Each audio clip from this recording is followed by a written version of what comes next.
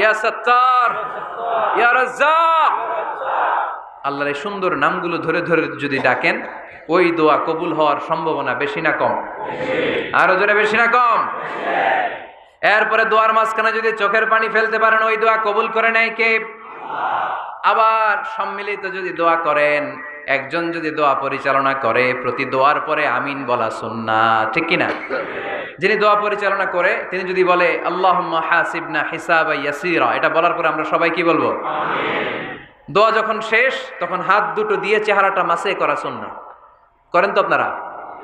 কানা রাসূলুল্লাহি সাল্লাল্লাহু আলাইহি ওয়াসাল্লাম ইযা রাফা'a ইয়াদাইহি ফিদ দুআ লাম ইয়াহুত্তাহুমা ইল্লা মাসাহা বিহিমা ওয়াজহা। আল্লাহর হাবিব যখন দোয়ায় হাত তুলতেন, দোয়া শেষে তিনি চেহারা মাসে না করে দুই হাত নামাতেন না। সুবহানাল্লাহ পড়তে হবে আওয়াজ করে। এগুলো মেনটেন করলে আপনার দোয়া কবুল করবে কে?